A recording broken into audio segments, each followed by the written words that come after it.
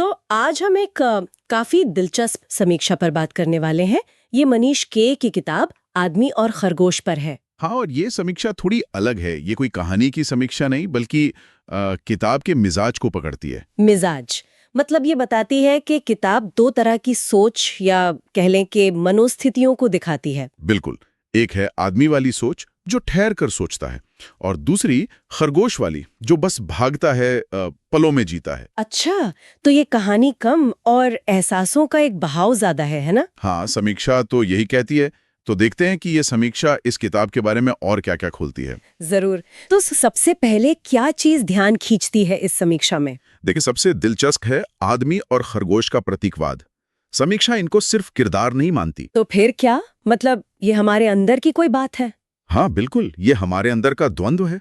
खरगोश वो मासूमियत, वो आजादी, वो हर पल जो भाग रहा है, उसका प्रतीक है। और आदमी? आदमी है जिम्मेदारी, ठहराव, गहराई से सोचना। लेकिन समीक्षा ये भी कहती है कि ये सिर्फ लड़ाई नहीं इन दोनों में। लड़ाई नहीं? अच्छा, तो फिर क्या है? कोई कनेक्शन? हाँ, एक गहरा जुड़ाव। समीक्षा कहती है कि हम सब अपने अंदर कभी आदमी होते हैं, कभी खरगोश। ये तो है।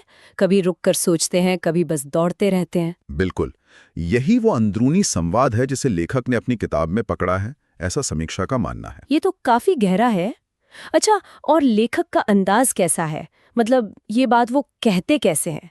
समीक्षा उनके शैली पर कुछ कहती है? हाँ, कहती है, समीक्षा के हिसाब से मनीष के की लेखनी बहुत सरल है, लेकिन उस सादगी में गहराई है। सरल पर गहरी। हाँ, वो शब्दों से शोर नहीं करते, जैसे खामोशी से बात कर रहे हो। बहुत ठहराववादा अंदाज। खामोशी से बात करना, ये सुनने में बड़ा पोएटिक लग रहा है। तो क्या ये भारी है पढ़ने में, दर्शन जैसा? नहीं, समीक्षा इसे भारी नहीं बताती, बल्कि कहती है ये कविता और दर्शन का मेल है, जैसे कोई धीमा संगीत। धीमा संगीत। हाँ। जो दिल में उतर जाए। हाँ, कुछ वैसा ही, जो सोचने पर नहीं बल्कि महसूस करने पर मजबूर करे। महसूस करने पर। अच्छा, तो क्या कुछ खास संदेश है जो समीक्षा इसके पाप से उजागर करती है? हाँ, कुछ मुख्य बातें हैं।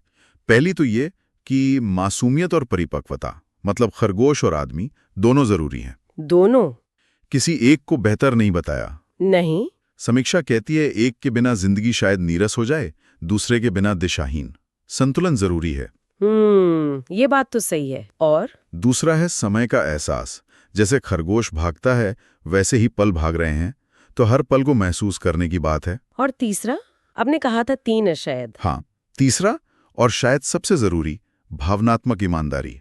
खुद के प्रति सच्चा होना, अपने एहसासों को मानना। तो ये सब पढ़ने वाले पर कैसा असर डालता होगा समीक्षा के मुताबिक? समीक्षा कहती है कि ये किताब पाठक को रोककर सोचने पर मजबूर करती है, एक तरह से आईना दिखाती है। ठहर गया हूं, ये सवाल मन में आता है। तो ये सिर्फ पढ़ना नहीं बल्कि खुद से जुड़ना हुआ। हाँ, और ये अनुभव, जैसा समीक्षा कहती है, मिला जुला है। कहीं ये झकझोरता है तो कहीं एक अजीब सा सुकून भी देता है। सुकून भी? हाँ, समीक्षा ने इसे दर्द और शांति का संगम कहा है, जैसे कोई समझदार दोस्त हौले से कुछ कह रहा हो। दर्द और शांति का संगम, कमाल की बात है। जी। और आखिर में समीक्षा इसे सिर्फ किताब नहीं मानती।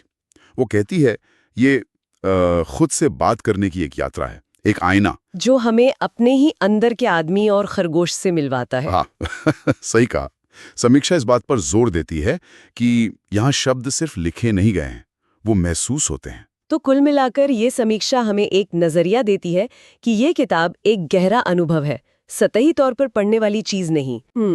और शायद यही सवाल हमारे लिए भी है कि जीवन में हम सब अपने अंदर के आदमी और खरगोश के बीच कहीं होते हैं। हाँ, तो सवाल ये नहीं कि कौन सही है, बल्कि ये कि हम